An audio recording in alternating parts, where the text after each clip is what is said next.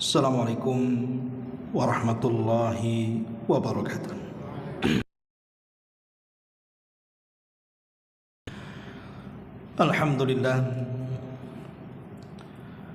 Alhamdulillahilladzi hamdan katsiran tayyiban mubarakan fih kama yuhibbu rabbuna wa yarda bila syarika lah. Wa asyhadu anna Muhammadan abduhu wa rasuluhu alladzi la nabiyya ba'da, amma ba'du. Alhamdulillah, di malam hari ini sebagaimana biasa kita berkumpul di Masjid Muhajirin dalam rangka thalabul ilmi. Salawat dan juga salam kita hadiahkan kepada Rasul kita, Nabi besar Muhammad sallallahu alaihi wasallam. Kita lanjutkan kembali kajian tafsir dari surah Al-Baqarah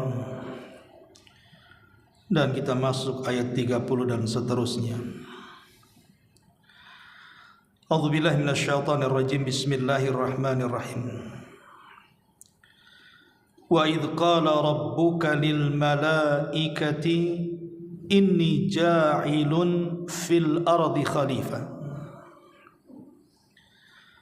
qalu ataj'alu fiha man yufsidu fiha wa yasfiku ad-dima wa nahnu nusabbihu bihamdika wa nuqaddisu lak qala inni a'lamu ma la ta'lamun. Wa 'allama Adama al-asma'a kullaha thumma aradahum 'ala al-mala'ikati faqala anbi'uni bi asma'i ha'ula'i in kuntum sadiqin qalu subhanaka la 'ilma lana illa ma 'allamtana innaka antal 'alimul hakim.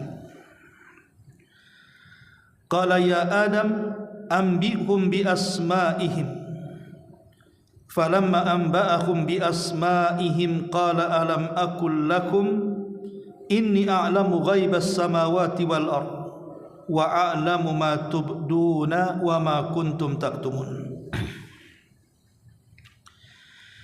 Ingatlah ketika Rabbmu berfirman kepada para malaikat, sungguh aku hendak menjadikan seorang khalifah di permukaan bumi. Para malaikat berkata, mengapa engkau hendak menjadikan khalifah di bumi ini orang yang akan membuat kerusakan, bahkan menumpahkan darah di dalamnya? Padahal kami para malaikat senantiasa bertasbih dengan memujimu dan mensucikan dirimu. Maka Allah berfirman, sesungguhnya aku mengetahui apa yang kalian tidak ketahui. Dan Allah mengajarkan kepada Adam nama-nama benda-benda seluruhnya. Kemudian mengemukakan kepada para malaikat, lalu berfirman, sebutkanlah kepadaku nama benda-benda tersebut, jika kalian memang benar-benar orang yang benar. Para malaikat menjawab, maha suci engkau ya Rabb, tidak ada yang kami ketahui selain apa yang engkau telah ajarkan kepada kami. Sesungguhnya engkau lah yang maha mengetahui lagi maha bijaksana. Allah pun berfirman, wahai Adam, beritahukan kepada mereka para malaikat nama-nama benda itu. Maka setelah diberitahukan kepada para malaikat nama-nama benda itu, Allah pun berfirman, bukankah sudah kukatakan kepada kalian wahai para malaikat bahwa sesungguhnya aku mengetahui rahasia langit dan bumi dan mengetahui apa yang kalian lahirkan atau yang kalian sembunyikan. Baik, ma'asyiral muslimin wal muslimat rahimakumullah. Ayat ini bicara tentang dialog para malaikat dengan Allah Subhanahu wa taala tentang penciptaan Adam alaihi salatu wassalam. Mari kita kisahkan. Namun sebelumnya kita akan memahami secara global ayat ini. Di sini Allah Subhanahu wa taala mengatakan wa idz qala rabbuka lil malaikati, dan ingatlah ketika Rabbmu wahai Muhammad. Kalimat Rabbmu khitab kepada Nabi sallallahu alaihi wasallam ini kemuliaan bagi Rasul kita Muhammad sallallahu alaihi wasallam, di mana Allah akan menghabarkan kisah para malaikat yang berdialog dengan dirinya tentang penciptaan bapa seluruh manusia Adam alaihi salatu wassalam. Wa idz qala rabbuka lil malaikati, dan ingatlah ketika Rabbmu wahai Muhammad berfirman kepada para malaikat. Malaikat adalah makhluk nuraniyah, makhluk yang tercipta dari cahaya, dan mereka adalah maksum, terpelihara. Makhluk itu terbagi menjadi tiga. Ada yang maksum tetapi tidak mukallaf, ada yang mukallaf tetapi tidak maksum, dan ada yang tidak kedua-duanya. Adapun yang mereka maksum dan juga mukallaf, mereka adalah para malaikat. Mereka maksum, terpelihara, dan juga mukallaf, terbebani dengan ibadah kepada Allah Subhanahu wa taala. Mereka tidak bermaksiat sama sekali. Itulah para malaikat, terpelihara dan mereka juga terbebani dengan ibadah. Kemudian yang kedua, ada makhluk yang mereka mukallaf tapi tidak maksum. Mereka lah manusia dan juga jin. Mereka tidak terpelihara dari dosa, tetapi mereka dibebani dengan ibadah. Saja mereka terjerumus kepada kemaksiatan karena mereka tidak maksum, tapi mereka dibebani dengan ibadah kepada Allah Subhanahu wa taala. Itulah kita manusia dan juga kalangan jin. Kemudian yang ketiga, ada yang tidak maksum dan tidak mukallaf. Itulah binatang. Mereka tidak terpelihara dan tidak dibebani dengan ibadah. Kerjanya hanya makan, minum, tidur, buang hajat, kawin dan begitu seterusnya. Tidak ada kewajiban, perintah, larangan, halal, haram, makruh, mubah dan begitu seterusnya. Lah para malaikat adalah jenis yang mereka maksum dan juga mukallaf, terpelihara dari dosa, dan mereka dibebani ibadah oleh Allah Subhanahu wa taala. La ya'sunallah ma amarahum wa yaf'aluna ma yu'marun. Mereka adalah makhluk yang tidak pernah bermaksiat kepada Allah. Apapun yang Allah perintahkan mereka lakukan. Itulah para malaikat, tercipta dari nur, sebagaimana Rasul mengatakan khuliqatil malaikatu min nuri. Malaikat diciptakan dari cahaya. Nah di sini Allah Subhanahu wa taala berfirman kepada para malaikat. Malaikat menggunakan jama', artinya banyak para malaikat. Allah mengatakan inni ja'ilun fil ardi khalifah. Wahai para malaikat, sesungguhnya aku hendak menjadikan seorang khalifah di permukaan bumi. Apa arti khalifah? Sebagian ahli tafsir mengatakan maksudnya khalifah di sini pengganti. Pendapat pertama maksudnya pengganti dari kalangan jin. Jadi Allah akan menciptakan seorang khalifah, maksudnya manusia. Untuk apa? Untuk menggantikan kalangan jin. Karena sebelum bumi dihuni manusia itu, yang pertama menghuni bumi itu kalangan jin. Mereka yang pertama menghuni bumi. Tapi karena mereka umat perusak dan suka menumpahkan darah, maka Allah Subhanahu wa taala ingin mengganti bumi ini bukan dihuni oleh yang jauh lebih baik dibandingkan mereka. Ini tafsir yang pertama. Tafsir yang kedua, maksudnya khalifah di sini artinya yakhlufu ba'duhu ba'dha. Saya akan menciptakan makhluk yang makhluk ini kelak akan bergenerasi. di mana generasi pertama akan lenyap, datang generasi kedua, generasi kedua lenyap, datang akan generasi ketiga, dan begitu seterusnya. Dan pendapat yang ketiga, maksudnya khalifah di sinilah khalifatun 'anillah, sebagai wakil Allah Subhanahu wa taala di bumi. Tapi pendapat yang ketiga ini ditolak para ulama. Sebab yang namanya wakil adalah mewakili yang tidak ada atau yang sudah meninggal. Dan Allah Subhanahu wa taala tidak mungkin tidak ada, dan Allah Subhanahu wa taala tidak mungkin mati. Sehingga penafsiran yang ketiga ini ditolak oleh para ulama. Sehingga sebagian ulama mengatakan bahwa dimaksud khalifah di sini adalah yakhlufu ba'duhu ba'dha, makhluk yang bergenerasi, di mana manusia ini tidak akan punah. Walaupun bapak-bapak mereka meninggal, maka akan diteruskan oleh keturunannya sampai hari ini, bahkan sampai kiamat dibangkitkan. Itu makna khalifah.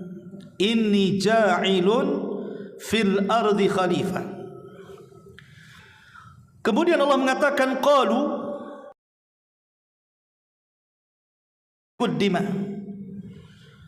Malaikat berkata kepada Allah Subhanahu wa taala, ya Rabb, apakah engkau hendak menjadikan khalifah di bumi itu orang yang akan membuat kerusakan di dalamnya dan juga menumpahkan darah di dalamnya? Lihat bagaimana malaikat tidak ada penilaian baik sama sekali kepada manusia, langsung mengatakan perusak dan penumpah darah.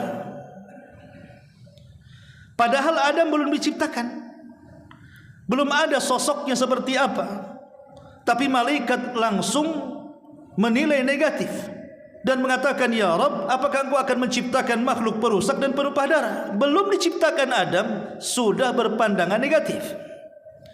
Tentu alasannya ada pertanyaan, kenapa malaikat bisa bicara seperti itu?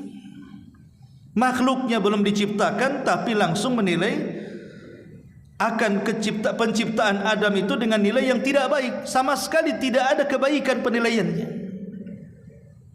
Kecuali kalau malaikat mengatakan, ya Rabb, apakah kau akan menciptakan khalifah itu yang ahli salat, ahli puasa, kan masih mendingan ini. Ini langsung kemudian menjustis dan mengatakan, apakah engkau akan menciptakan makhluk perusak, penumpah darah? Tentu perkataan para malaikat bukan tidak berdasar. Tentu ada dasarnya. Kenapa malaikat bicara seperti itu? Sebagian ahli tafsir mengatakan pertama, karena malaikat mengkias dengan jin. Jin itu makhluk yang sebelumnya menghuni bumi. Mereka menumpahkan darah, mereka merusak bumi. Jadi malaikat mengkias, jangan-jangan Adam yang kau ciptakan itu persis seperti jin yang suka merusak dan menumpahkan darah. Makanya malaikat langsung bicara seperti itu. Ini penafsiran yang pertama. Penafsiran yang kedua, boleh jadi karena sebelumnya Allah Subhanahu wa taala memberitakan kepada para malaikat bahwa makhluk yang diciptakan ini, mereka adalah makhluk yang bersyahwat. Mereka adalah makhluk yang bersyahwat, dicintakan dengan perempuan, dengan harta benda dan macam-macamnya. Jadi Allah memberitahu sebelumnya. Sehingga asumsi para malaikat mengatakan di hadapan Allah, ya Rabb, apakah engkau akan menciptakan makhluk yang merusak dan juga menumpahkan darah? Karena makhluk yang kau ciptakan itu bersyahwat masalahnya. Ini juga ada yang mentafsirkan seperti itu. Kemudian yang ketiga, ada yang mentafsirkan bahwa ini bukan penolakan para malaikat. Ini bukan penolakan para malaikat, tetapi malaikat itu sedang menawarkan diri kepada Allah Subhanahu wa taala. Karena dalam Al-Quran itu ada yang bersifat khabar, ada yang bersifat amr, ada yang bersifat ard. Namanya khabar yang menghabarkan, amr itu artinya perintah, kalau ard itu menawarkan. Jadi malaikat ini sedang menawarkan, seolah-olah malaikat mengatakan, ya Rabb, untuk beribadah kepadamu. Nanti bagaimana kalau seandainya mereka merusak dan menumpahkan darah? Sebaiknya tidak usah kau ciptakan, biar kami saja yang kau turunkan ke bumi. Nanti kami akan bertasbih, kami akan memujimu, kami akan membersihkan dan mensucikan dirimu. Tidak perlu kau ciptakan khalifah itu. Jadi ini bukan pembangkangan malaikat, tidak, malaikat menawarkan diri. Karena di sini malaikat mengatakan qalu ataj'alu fiha man yufsidu fiha wa yasfiku ad-dima wa nahnu nusabbihu bihamdika wa nuqaddisu lak. Malaikat mengatakan, ya Rabb, apakah engkau akan menjadikan di bumi ini makhluk perusak, penumpah darah, sementara kami bertasbih memujimu, membersihkan dirimu? Seolah-olah malaikat mengatakan, urungkan niatmu ya Rabb. Kalau tujuan menciptakan Adam untuk beribadah kepadamu di bumi, sudah tidak usah kau ciptakan Adam, turunkan kami saja ke bumi, maka kami akan beribadah kepadamu. Jadi ini bentuk arad, sehingga ada sebagian ahli tafsir mengatakan malaikat ini tergesa-gesa. Kenapa tergesa-gesa? Adam belum tercipta, kenapa dia bicara seperti itu? Makanya Allah mengatakan, inni a'lamu ma la ta'lamun. Saya lebih tahu tentang kalian. Memang kalian lebih tahu ataupun tahu soal bagaimana jin merusak bumi. Walaupun di antara mereka ada perusak, tapi di tengah-tengah turunan Adam ini nanti ada orang-orang saleh. Dari dia lahir para nabi, dari dia lahir para syuhada, dari dia lahir orang-orang yang akan menjadi wali-wali Allah. Bahkan boleh jadi mereka lebih mulia dibandingkan kalian. Kalian tidak tahu apa yang aku tahu, kata Allah. Makanya kemudian sebagai kafarah karena malaikat tergesa-gesa mengatakan perkataan seperti ini, maka mereka pun langsung membuat sebuah tempat ibadah di langit yang disebut dengan Baitul Ma'mur, di mana setiap hari 70.000 malaikat tawaf dan beribadah di Baitul Ma'mur, tidak keluar. Satu hari itu beribadah, kemudian selesai mereka keluar dan tidak akan pernah kembali. Besoknya akan datang malaikat dengan jumlah yang sama 70.000, tawaf kemudian ibadah satu hari full, kemudian keluar dan tidak akan pernah kembali. Besoknya akan datang dan begitu seterusnya sampai kiamat. Sehingga jumlah para malaikat tidak ada yang tahu kecuali Allah Subhanahu wa taala. Wa ma ya'lamu junuda rabbika illahu wa ma huwa illa dzikra lil bashar. Tidak ada yang tahu jumlah para malaikat kecuali Allah. Jadi maksudnya kalimat qalu ataj'alu fiha man yufsidu fiha wa yasfiku ad-dima wa nahnu nusabbihu bihamdika wa nuqaddisu lak, ini adalah al-aradu, penawaran para malaikat saja. Malaikat ingin menawarkan diri. Ma'asyiral muslimin yang dimuliakan Allah Subhanahu wa taala. Di sini Allah Subhanahu wa taala mengatakan wa 'allama Adamal asma'a kullaha, dan dia Allah mengajarkan kepada Adam nama-nama seluruhnya. Kemudian mengemukakan kepada para malaikat. Qala faqala anbi'uni bi asma'i haula'i in kuntum shadiqin. Maka Allah berfirman kepada para malaikat, sebutkanlah kepada aku nama-nama benda itu jika kamu memang benar-benar orang-orang yang benar. Ayat 31 Al-Baqarah ini Allah ingin menjelaskan kepada kita tentang apa yang dikatakan para malaikat, bahwa asumsi para malaikat bahwa makhluk yang akan diciptakan oleh Allah itu akan menjadi makhluk perusak dan penumpah darah dibantah di sini. Bahwa makhluk ini jauh lebih mulia dibandingkan kalian. Jadi makhluk yang akan saya ciptakan, seolah-olah Allah katakan akan jauh lebih mulia dibandingkan kalian. Kenapa? Karena makhluk ini akan diberikan pengetahuan yang kalian tidak tahu. Sebagian ahli tafsir mengatakan apa yang dimaksud dan dia mengajarkan kepada Adam itu nama-nama keseluruhan. Wa 'allama Adamal asma'a kullaha. Apa yang dimaksud nama-nama secara keseluruhan di sini? Ada yang mengatakan bahwa yang dimaksud nama-nama di sini artinya nama-nama benda. Nama-nama benda yang ada di langit dan yang ada di bumi. Dulu tidak ada nama, tidak ada penyebutan. Hal ata 'alal insan hinum minad dahri lam yakun syai'an madhkura. Apakah sampai kepada manusia sebuah masa di mana dahulu tidak ada yang disebut, maksudnya tidak ada nama. Maka Allah Subhanahu wa taala ajarkan kepada Adam nama-nama. Ini namanya bintang, ini namanya bulan, ini namanya matahari, ini namanya langit, ini namanya galaksi, kemudian ke bumi ini namanya sungai, lautan, hutan, ini ikan itu, ikan ini buah itu, dan macam-macam. Dan itu malaikat tidak tahu. Ini satu penafsiran. Penafsiran yang kedua yang dimaksud al-asma' kullaha di sini artinya bahasa. Di mana Allah Subhanahu wa taala mengajarkan kepada para malaikat seluruh bahasa yang akan diucapkan oleh keturunannya.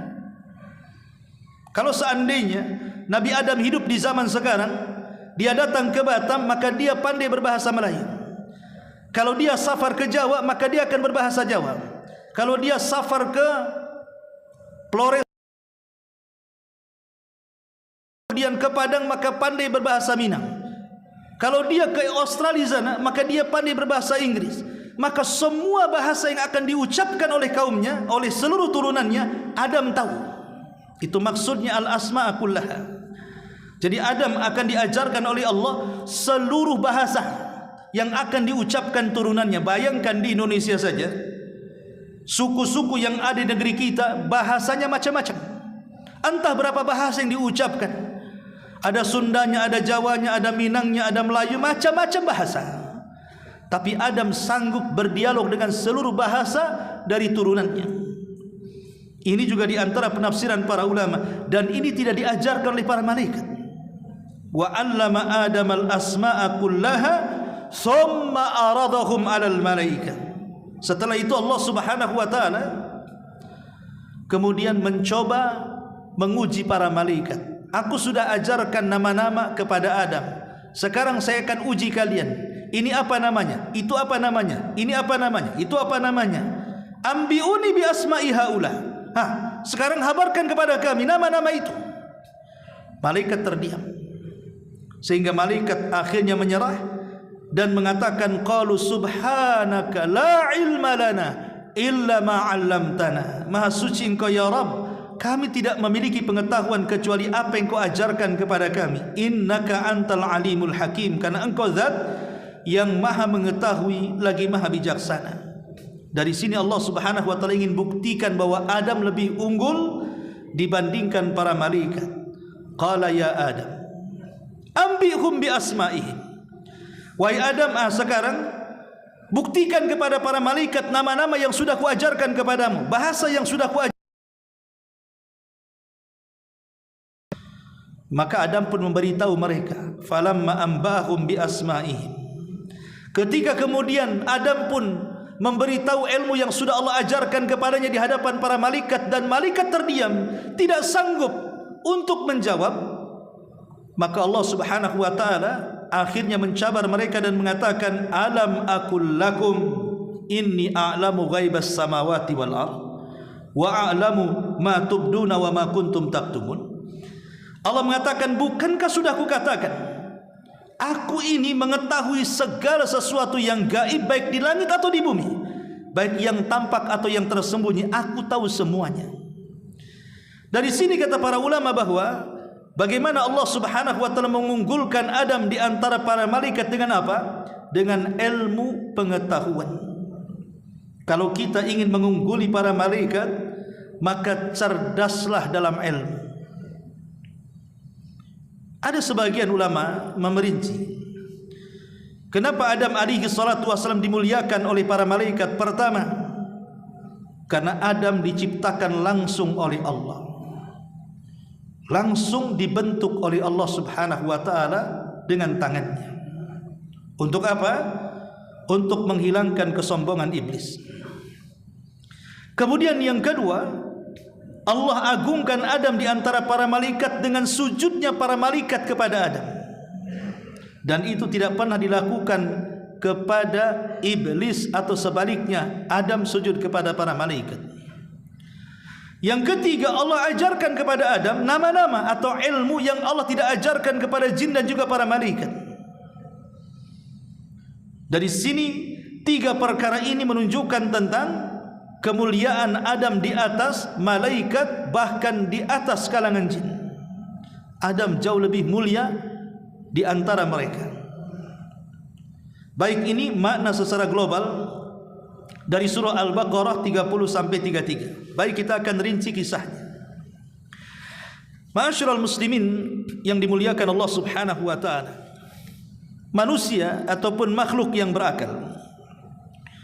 Yang Allah Subhanahu wa taala ciptakan itu 3. Pertama malaikat, yang kedua jin, yang ketiga manusia. Itu secara urutan penciptaan seperti itu. Allah ciptakan jin, setelah itu Allah ciptakan manusia yang terakhir dari makhluk yang berakal. Lah malaikat tercipta dari api, malaikat tercipta dari cahaya. Adapun jin tercipta dari ujung nyala api dan manusia tercipta dari tanah. Makanya Nabi SAW mengatakan khuliqatil malaikatu min nur wa khuliqa al-jan min marijin min nar wa khuliqa adam mimma wusifa lakum. Diciptakan malaikat dari cahaya, diciptakan jin dari ujung nyala api, dan diciptakan Adam dari tanah sebagaimana telah disifatkan kepada kalian. Lalu kapan malaikat diciptakan? Sebagian para ulama mengatakan bahwa malaikat diciptakan itu sebelum Allah menciptakan langit dan bumi. Kapan itu? Saat Allah Subhanahu wa taala setelah menciptakan arasy, makhluk pertama yang Allah ciptakan, dan juga air, karena arasy Allah itu di bawah lautan. Disitulah Allah Subhanahu wa taala menciptakan malaikat, sebagaimana dikatakan Al-Imam Az-Zahabi dalam kitabnya Al-Ulu. Dia mengatakan awal ma khalaqallahu arsyahu alal ma. Pertama yang Allah ciptakan dari makhluknya adalah arasy-Nya. Allah ciptakan di atas air. Kemudian wa khalaqallahu al-malaikata. Setelah itu Allah ciptakan para malaikat. Faqalu, maka malaikat setelah diciptakan mengatakan, Rabbana lima khalaqtana, ya Rabb, kenapa kau ciptakan kami? Maka Allah Subhanahu wa taala mengatakan, lihamli arsy, ku ciptakan kalian untuk membopong arsy. Membopong arsy. Faqalu, dia mengatakan, wa may yaqwi ala dzalik, siapa yang kuat memikul arsy-Mu ya Rabb? Arsy-Mu sebesar itu, siapa yang kuat? Kenapa malaikat mengatakan seperti ini? Bayangkan ketika Nabi mengatakan bandingan bumi dengan langit saja seperti cincin diletakkan di padang pasir. Cincin itu buminya, padang pasir itu langitnya. Kalau dikumpulkan langit dan bumi dengan kursi Allah, maka sama dengan cincin diletakkan di padang pasir. Cincin itu langit dan buminya, kursi itu adalah padang pasirnya. Makanya Allah mengatakan wasi'at kursiyuhus samawati wal ardh. Kursinya Allah itu meliputi langit dan bumi. Kalau seandainya semua makhluk digabung, kemudian dibandingkan dengan arasy Allah Subhanahu wa taala, sama dengan cincin diletakkan di padang pasir. Cincin itu semua makhluknya dan arasy itu padang pasirnya. Macam mana yang menciptakannya? Allahu Akbar. Allah lebih besar daripada makhluknya. Pertanyaannya, makhluk sebesar itu, tiba-tiba Allah mengatakan kepada para malaikat, ketika malaikat mengatakan, apa tujuan menciptakan kami ya Rabb? Kata Allah, untuk memikul arasy-Ku, katanya. Malaikat mengatakan, siapa yang bisa tahan memikul arasy-Mu, kata para malaikat. Maka Allah mengatakan, faqulu la haula wala quwwata illa billah. Tidak ada daya dan kekuatan melainkan milik Allah Subhanahu wa taala, zat yang maha tinggi lagi maha agung. Ketika semua malaikat mengucapkan kalimat itu, maka terpilihlah 8 malaikat pemikul arsy dan sanggup memikul arsy. Kata Rasul, Allah sudah mengizinkan kepadaku untuk mensifati malaikat pemikul arsy, di mana kakinya menembus 7 lapis bumi, kemudian badannya menjulang menembus langit sampai 7 lapis langit, sampai ke kursi, kemudian tanduknya itulah memikul arsy Allah Subhanahu wa taala. Sebesar itulah malaikat arsy. Kalau ini bukan Nabi yang menceritakan, tentu hanya hayalan. Tapi hadis ini sahih. Nabi SAW yang menceritakan tentang sifat para malaikat pemikul arsy. Yang Allah katakan, alladzina yahmiluna arsya rabbik. Malaikat-malaikat yang memikul arsy itu, di mana kakinya menembus 7 lapis bumi, badannya menembus lapisan langit, baru tanduknya kemudian memikul arsy Allah Subhanahu wa taala. Dan jumlah mereka 8 malaikat. dan Allah Maha Kuasa, sehingga ketika para ulama menjelaskan tentang faedah mengucapkan la haula wala quwata illa billah, salah satunya adalah untuk memberikan kekuatan kepada kita. Makanya dianjurkan kalau antum sedang sakit atau ada orang yang sakit terbaring, ya kita ini kan hanya mencari sebab saja, kesembuhan tetap milik Allah Subhanahu wa taala. Tapi kalau harus dijadikan zikir bagi orang-orang yang sakit parah, maka ulama mengatakan perbanyaklah zikir bagi orang yang sakit itu la haula wala quwata illa billahil aliyil azim. Lihat malaikat yang lemah saja tiba-tiba kuat dengan zikir seperti ini dan sanggup memikul arasy-Nya. Ada ini faedah dari para ulama mengatakan seperti itu. Baik ma'asyiral muslimin wal muslimat rahimakumullah. Lah malaikat ini setelah Allah Subhanahu wa taala ciptakan, sebelum menciptakan langit dan bumi, para malaikat ini dibebani oleh Allah Subhanahu wa taala sebagai utusan Allah Subhanahu wa taala untuk mengatur alam semesta. Untuk mengatur alam semesta. Maka keberadaan para malaikat kata lima. Pertama, faedah keberadaan malaikat bagi kita, pertama sebagai pengetahuan bahwa Allah Subhanahu wa taala zat yang maha agung, maha kuat dan perkasa. Dia sanggup menciptakan para malaikat sekuat itu dan sebanyak itu untuk dijadikan tentara-tentaranya. Makanya kalau seandainya satu bumi manusia kufur, tidak akan mengurangi kekuasaan Allah. Kalau manusia bahkan jinnya satu bumi ini mereka beriman, tidak akan menambah kekuasaan Allah. Kenapa? Karena Allah punya pasukan malaikat. Cukup dengan mereka beribadah kepada Allah Azza wa Jalla. Allah tidak berhajat dengan kita. Kita yang berhajat dengan Allah Subhanahu wa taala. Kita harus bersyukur kepada Allah Azza wa Jalla, di mana Allah menciptakan para malaikat untuk membantu kehidupan kita, untuk menjaga kita, mencatat amal-amal kita, menolong kita, membantu kita, dan begitu seterusnya. Tanpa para malaikat, manusia akan susah hidup. Karena ada di antara tugas malaikat yang menurunkan hujan, kemudian menumbuhkan tumbuh-tumbuhan, kemudian ada malaikat yang senantiasa menjaga kita dari kecelakaan, dari kebinasaan, dan begitu seterusnya. Kalau bukan karena Allah kemudian para malaikat, hidup kita tidak akan seenak seperti ini. Maka kita harus bersyukur kepada Allah. Dan yang ketiga, bagaimana Allah Subhanahu wa taala ketika menciptakan malaikat menunjukkan begitu detail dan tertibnya Allah Subhanahu wa taala menciptakan makhluknya. Sampai malaikat saja tugasnya macam-macam. Padahal Allah Subhanahu wa taala sanggup mengurus sendirian.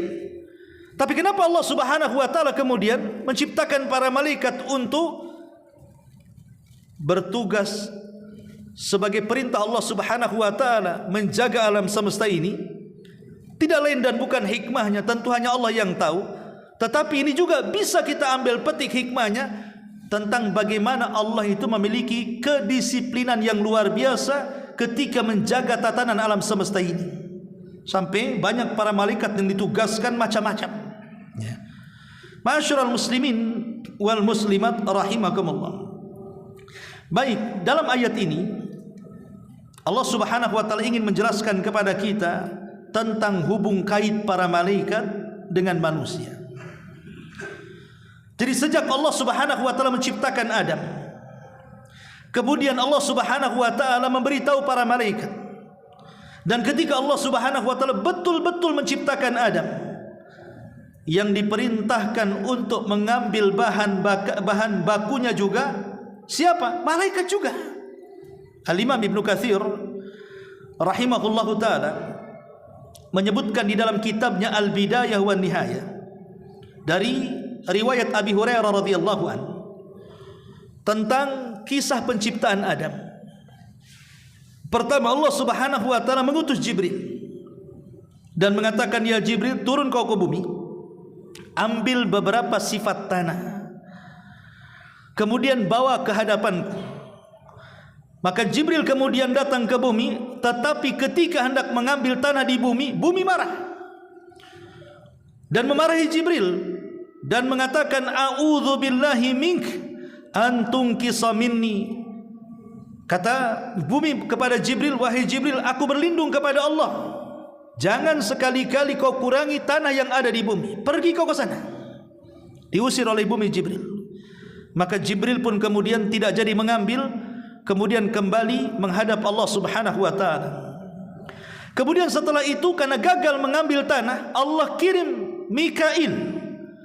Ketika Mikail hendak mengambil tanah di bumi, bumi marah lagi dan mengatakan a'udzu billahi mink, aku berlindung kepada Allah dari kamu untuk kau kurangi tanah yang ada di bumi, pergi kamu sana.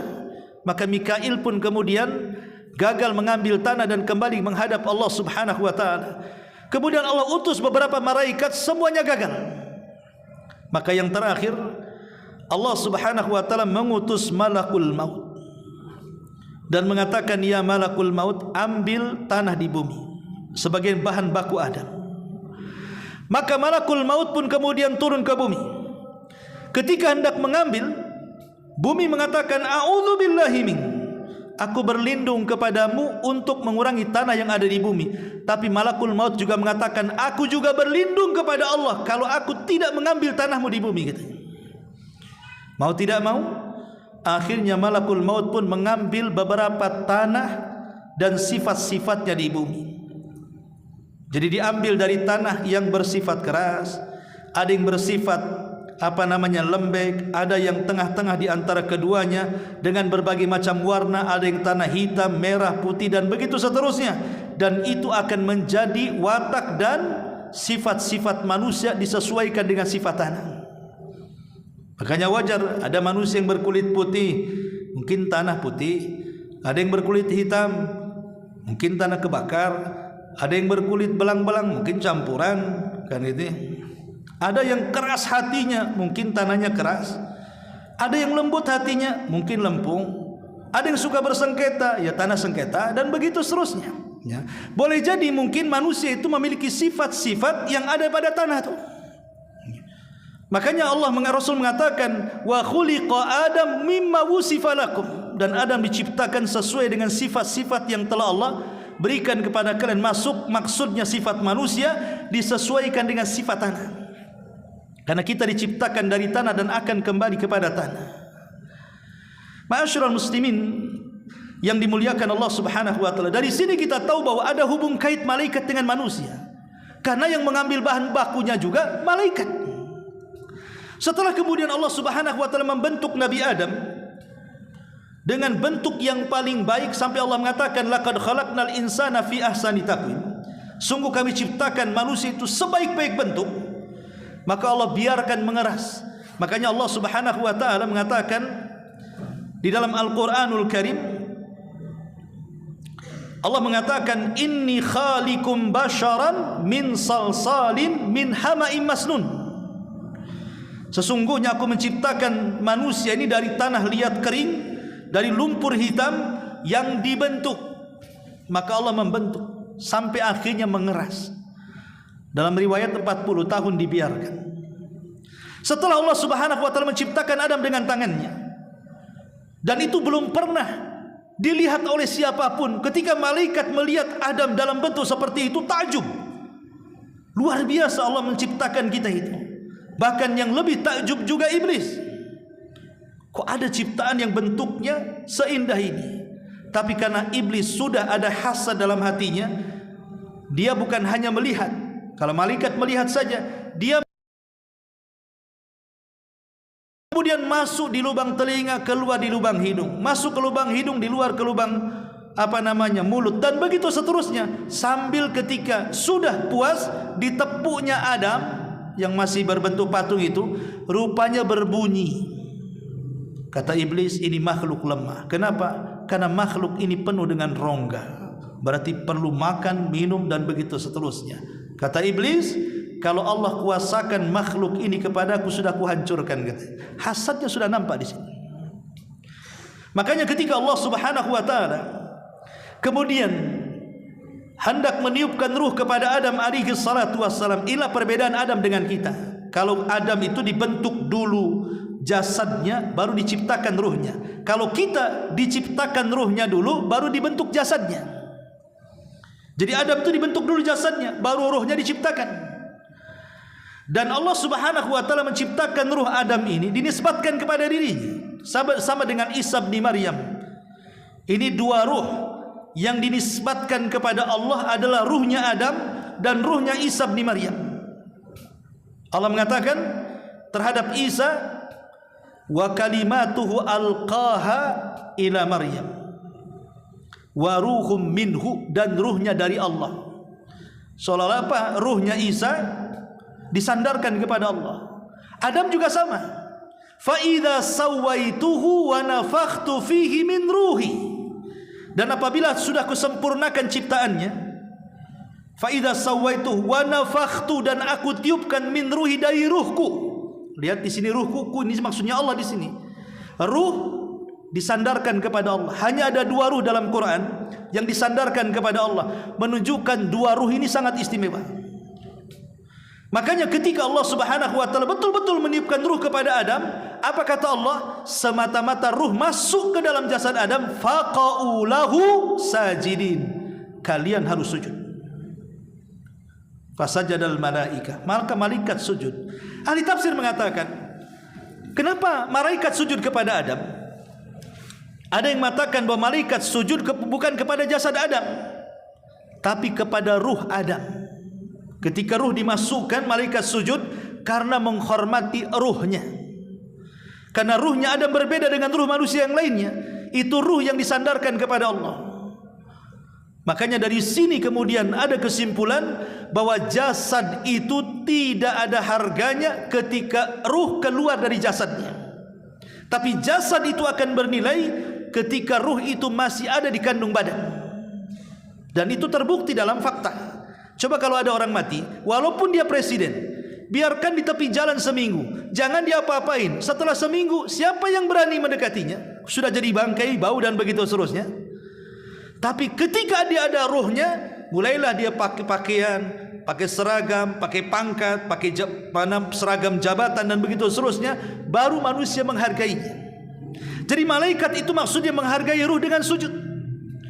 Ini yang pertama. Yang kedua, malaikat sujud kepada Adam itu bukan kemudian menghormati ruh Nabi Adam, tidak, tapi menjadikan kiblat.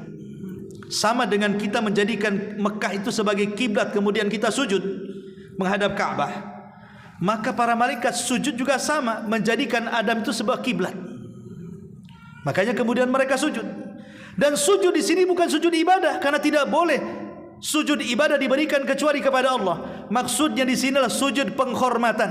Sama kalau TNI itu meletakkan tangan di kepala begini, ini menghormat namanya. Jadi malaikat itu seperti itu menghormati dengan cara sujud.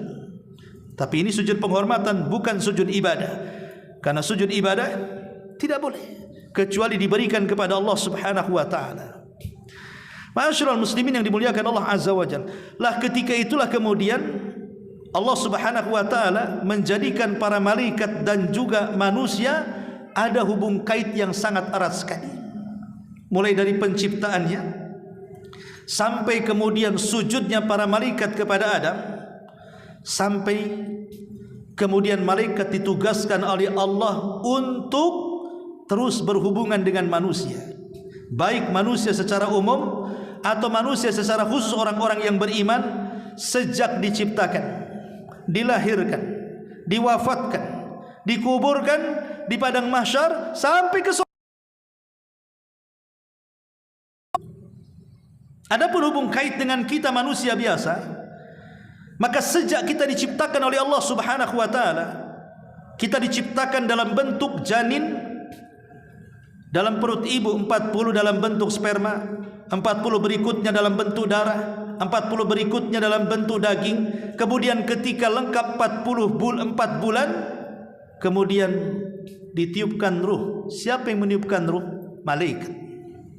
Ditugaskan oleh Allah untuk meniupkan ruh ke dalam janin kita.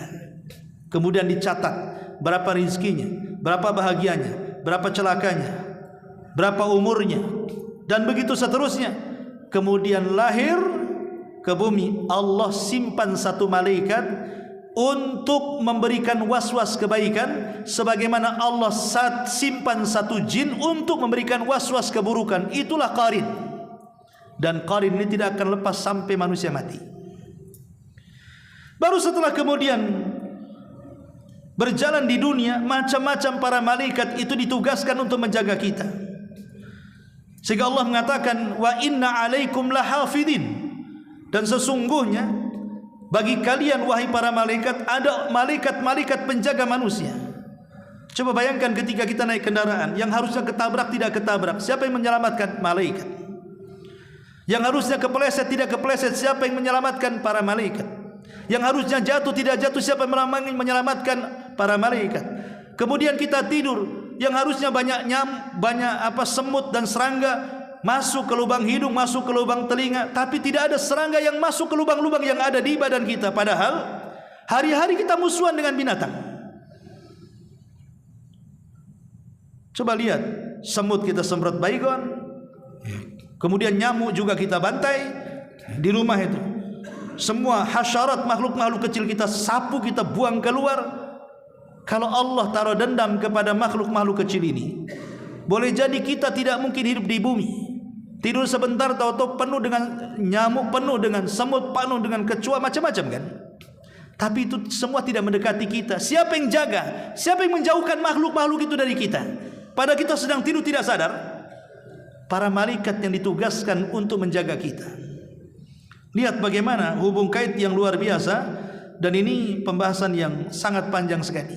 Ya, nanti ayat selanjutnya baru kita jelaskan hubung kait bagaimana betapa akrabnya para malaikat dengan kita kaum muslimin dan kaum mukminin dari perjalanan lahir sampai seseorang itu dimasukkan ke dalam surga. Wallahu alam, saya kira cukup sampai di sini dulu. Subhanakallahumma bihamdika asyhadu an la ilaha illa anta astaghfiruka wa atubu ilaik. Allahu